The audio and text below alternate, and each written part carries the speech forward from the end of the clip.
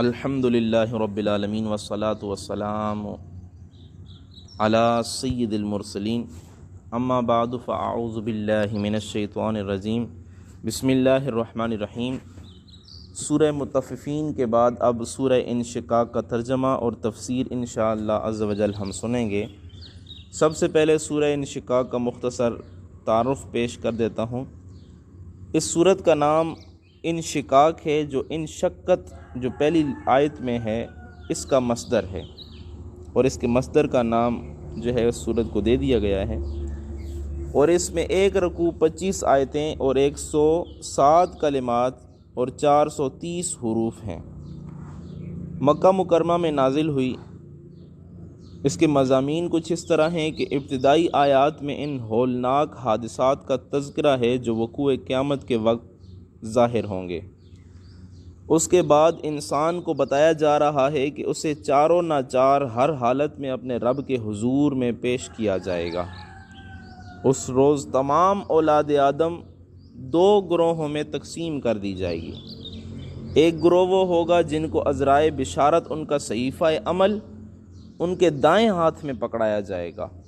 اس وقت ان کی خوشی کی انتہا نہ ہوگی۔ اور دوسرا وہ گروہ جن کو ان کا نامہ عمل ان کے پس پشت دیا جائے گا، اور ان کی خستہ حالی اور رنج و اندوہ کا اندازہ لگانا ناممکن ہے۔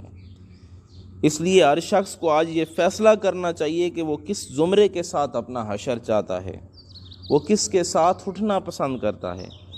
یہ فیصلہ کرتے ہوئے اسے بار بار غور و فکر کرنا چاہیے، کیونکہ جو فیصلہ سوچ سمجھ کر اپنے اختیار سے اپنے بارے میں کرے گا، روز حشر اسی کے مطابق اس کے ساتھ برتاؤ بھی کیا جائے گا۔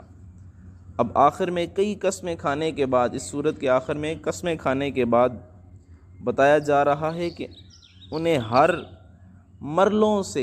مرحلوں سے یکے بعد دیگرے ضرور انہیں گزرنا ہوگا۔ یعنی حیرت ہے ان لوگوں پر کہ جو جاننے کے بعد بھی ایمان نہ لائیں، یہ سارے مرحلے جاننے کے بعد بھی ایمان نہ لائیں، ان پر حیرت ہے۔ اور جب قرآن کریم کی تلاوت کی جاتی ہے تو وہ سر نیاز خدا کی بارگاہ جلال میں جھکا نہیں دیتے، اللہ کی بارگاہ میں نہیں جھکتے۔ ان کا انجام بڑا دردناک اور عذاب والا ہوگا۔ روز محشر فقط اہل ایمان ہی ایسے اجر سے نوازے جائیں گے کہ جس کی کوئی انتہا نہیں ہوگی۔ آگے سورت شروع کرتے ہیں۔ اعوذ باللہ من الشیطان الرجیم، بسم اللہ الرحمن الرحیم۔ اذا السماء انشقت، یاد کرو جب آسمان پھٹ جائے گا۔ وَأَذِنَتْ لِرَبِّهَا وَحُقَّتْ، اور کان لگا کر سنے گا اپنے رب کا فرمان، اور اس پر فرض بھی یہی ہے۔ وَإِذَا الْأَرْضُ مُدَّتْ، اور جب زمین پھیلا دی جائے گی۔ وَأَلْقَتْ مَا فِيهَا وَتَخَلَّتْ، اور باہر پھینک دے گی جو کچھ اس کے اندر ہے اور خالی ہو جائے گی۔ وَأَذِنَتْ لِرَبِّهَا وَحُقَّتْ، اور کان لگا کر سنے گی اپنے رب کا فرمان، اور اس پر یہی فرض ہے۔ یا ایھا الانسان انک کادح الی ربک کدحا فملاقیہ، اے انسان تو محنت سے کوشاں رہتا ہے اپنے رب کے پاس پہنچنے تک، پس تیری اس سے ملاقات ہو کر رہے گی۔ فَأَمَّا مَنْ أُوتِيَ كِتَابَهُ بِيَمِينِهِ، پس جس کو دیا گیا اس کا نامہ عمل اس کے دائیں ہاتھ میں، فَسَوْفَ يُحَاسَبُ حِسَابًا يَسِيرًا، تو اس سے حساب آسانی سے لیا جائے گا۔ وَيَنْقَلِبُ إِلَىٰ أَهْلِهِ مَسْرُورًا، اور وہ واپس لوٹے گا اپنے گھر والوں کی طرف شاداں و فرحاں، یعنی خوشی خوشی اپنے گھر والوں کی طرف واپس لوٹے گا۔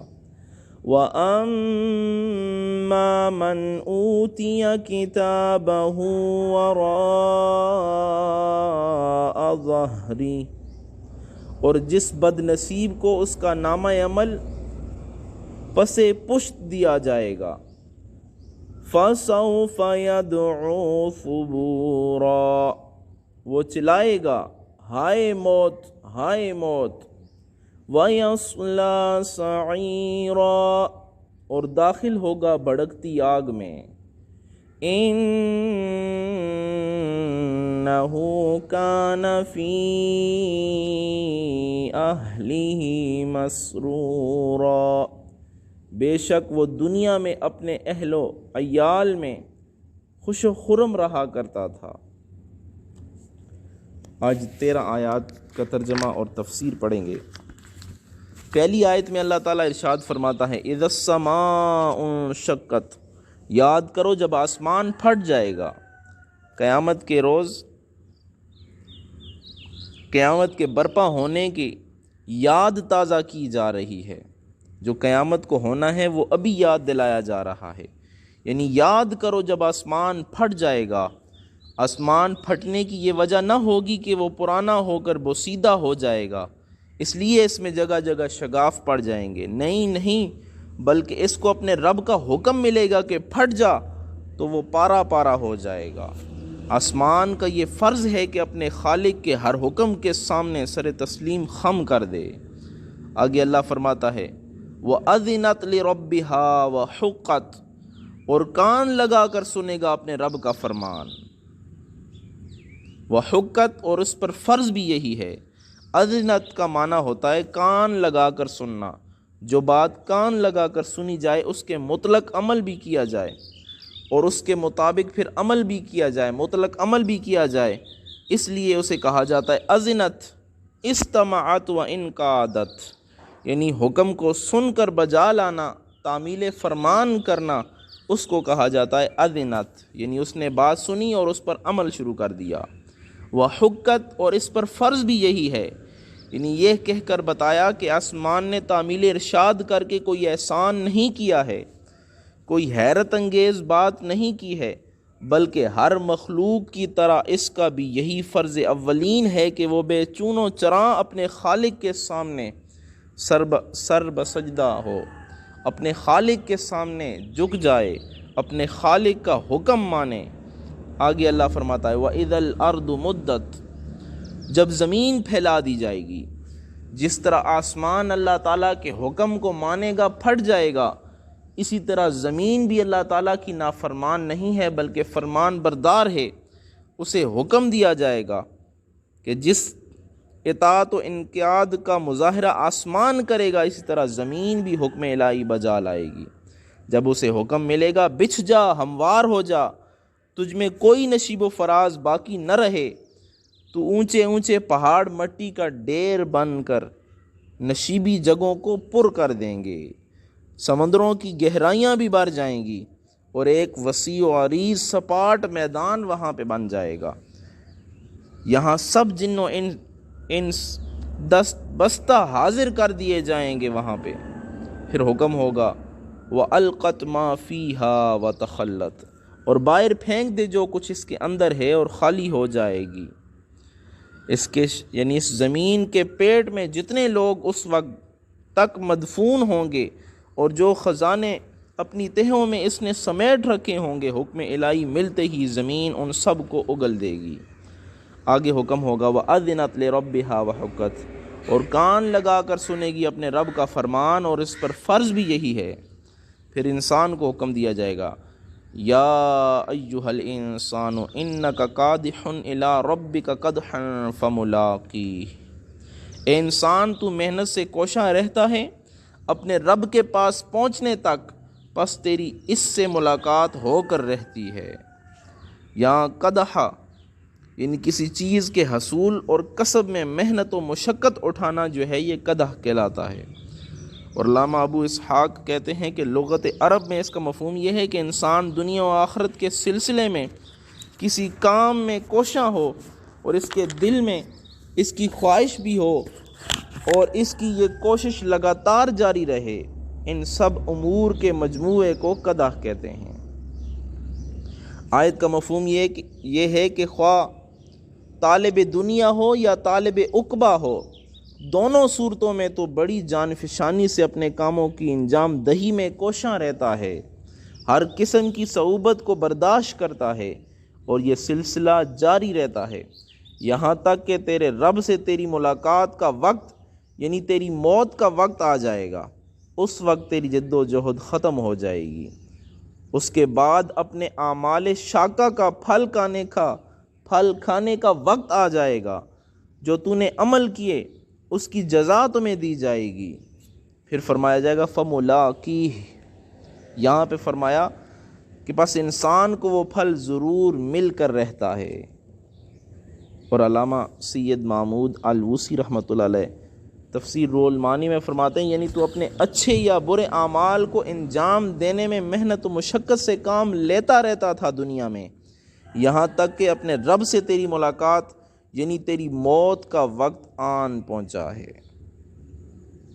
آگے پھر اللہ تعالیٰ حکم فرمائے گا فَأَمَّا مَنْ أُوتِيَ كِتَابَهُ بِيَمِينِهِ، پس جس کو دیا جائے گا اس کا نامہ عمل اس کے دائیں ہاتھ میں۔ ہر شخص روز قیامت بارگاہ خداوندی میں پیش کیا جائے گا۔ جنہوں نے اپنی یہ زندگی اس کی یاد اور اس کی عبادت میں گزاری ہوگی، اس کی اطاعت کرتے رہے ہوں گے، جب وہ پیش ہوں گے تو ان کا نامہ عمل ان کے دائیں ہاتھ میں پکڑا دیا جائے گا اور ان سے بڑا آسان حساب لیا جائے گا، زیادہ چھان بین نہیں کی جائے گی۔ ان کے اعمال حسنہ کے باعث ان کے اعمال سیئہ یعنی ان کے برے اعمال سے صرف نظر کر لی جائے گی، نظر پھیر لی جائے گی، اور یہ لوگ جلدی فارغ ہو کر شاداں و فرحاں اپنے گھر والوں کے پاس خوشی خوشی چلے جائیں گے۔ ام المومنین سیدہ عائشہ صدیقہ رضی اللہ تعالی عنہا سے مروی ہے، نبی کریم رؤوف الرحیم صلی اللہ تعالی علیہ وآلہ وسلم نے فرمایا لیس احد یحاسب الا ہلک، جس سے حساب لیا جائے گا وہ ہلاک ہو جائے گا۔ سیدہ عائشہ صدیقہ رضی اللہ تعالیٰ عنہ بیان فرماتی ہیں میں نے عرض کی یا رسول اللہ صلی اللہ تعالیٰ علیہ وآلہ وسلم، میں آپ پر قربان جاؤں، کیا یہ اللہ کا فرمان نہیں ہے کہ وَأَمَّا مَنْ أُوتِيَ قَالَ ذَلِكَ الْأَرْضُ يُرَدُونَ فَمَنْ نُوكِشَ الْحِسَابَ هَلَكَ، یعنی یہ تو سرسری پیشی ہوگی، لیکن جس کے ساتھ حساب کے وقت سوال و جواب شروع ہوگا وہ تو مارا جائے گا۔ مفسرین فرماتے ہیں کہ جس کو اللہ تعالیٰ نے بخشنا ہوگا اس کے اعمال سیئہ سے صرف نظر کر دی جائے گی، اور جس کا حساب و کتاب شروع ہو جائے گا، ہر عمل کے بارے میں پوچھ شروع ہوگی، وہ آدمی ہلاک ہو جائے گا۔ اللہ تعالیٰ شفیع المذنبین کے طفیل ہمارے نامہ عمل ہمارے دائیں ہاتھ میں دے اور ہم سے آسان حساب لے کر اللہ تعالیٰ ہماری بخشش فرمائے، آمین برحمتک یا ارحم الراحمین۔ آگے اللہ تعالیٰ فرماتا ہے فَسَوْفَ يُحَاسَبُ حِسَابًا يَسِيرًا، تو اس سے حساب آسانی سے لیا جائے گا۔ وَيَنْقَلِبُ إِلَىٰ أَهْلِهِ مَسْرُورًا، وہ واپس لوٹے گا اپنے گھر والوں کی طرف خوشی خوشی سے۔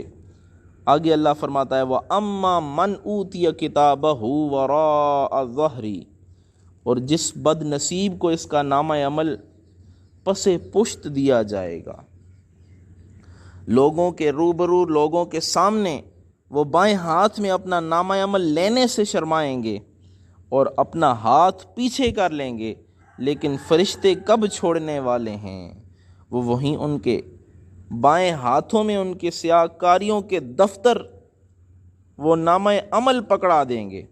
اور بعض علماء نے یہ بھی لکھا ہے کہ ان کے دونوں ہاتھ ان کے پیٹھ پیچھے باندھ دیے جائیں گے، اس لیے اس حالت میں ان کے نامہ اعمال ان کے ہاتھوں میں جو ہے پس پشت دیے جائیں گے۔ اللہ فرماتا ہے فَسَوْفَ يَدْعُو ثُبُورًا، تو وہ چلائے گا، وہ پکارے گا، شور مچائے گا، ہائے موت ہائے موت۔ اس وقت اس کی چیخ و پکار اور واویلا دیکھنے والا اور سننے والا ہوگا، شور مچائے گا، ہائے موت ہائے موت، تو کدھر گئی ہے؟ آ بھی جا اور نگل جا مجھے اور میرا کام تمام کر دے، یعنی تو مجھے سرے سے ختم کر دے تاکہ میرا حساب و کتاب نہ ہو۔ ثبورہ کا معنی ہلاکت ہے، اور ہر قسم کی مکروہ اور ناپسندیدہ چیزوں پر اس کا اطلاق ہوتا ہے، اور یہاں پر ثبورہ سے مراد موت ہے، کیونکہ سب سے زیادہ مکروہ اور ناپسندیدہ چیز جو ہے وہ موت ہے۔ آگے اللہ فرمائے گا وَيَصْلَىٰ سَعِيرًا، اور داخل ہوگا بھڑکتی آگ میں، إِنَّهُ كَانَ فِي أَهْلِهِ مَسْرُورًا، بے شک وہ دنیا میں اپنے اہل و عیال میں خوش و خرم رہا کرتا تھا۔ اس کی حالت یہ کیوں ہوگی؟ اب یہ بتائی جا رہی ہے، وجہ بتائی جا رہی ہے کہ وہ دنیا میں گلچھڑے اڑایا کرتا تھا، خود بھی عیش کرا کرتا تھا اور اپنے اہل و عیال کو بھی عیش کرایا کرتا تھا، خود بھی حرام مال کھایا کرتا، اپنے گھر والوں کو بھی حرام کا لقمہ کھلایا کرتا تھا۔ کبھی اس کو بھولے سی بھی یہ خیال نہ آیا کہ اسے ایک روز اللہ تعالیٰ کے سامنے پیش ہونا ہے، اللہ کے روبرو پیش ہونا ہے، اپنی خرمستیوں اور بدعمالیوں کا جواب دینا ہے۔ اسے خود فراموشی کا نتیجہ صاحب بہادر بن کر آج یہ آدمی دیکھ رہا ہوگا، اور اسے فرشتے گھسیٹ گھسیٹ کر جہنم کی طرف لے جا رہے ہوں گے۔ اللہ سے دعا ہے اللہ تعالی ہمارے ایمان کی حفاظت فرمائے اور ایمان پر ہی خاتمہ نصیب فرمائے، اور قیامت کی ہولناکیوں اور جہنم کے عذابات کی شدتوں سے اللہ تعالی ہم سب کو نجات کلی عطا فرمائے۔ آمین برحمتک یا ارحم الراحمین۔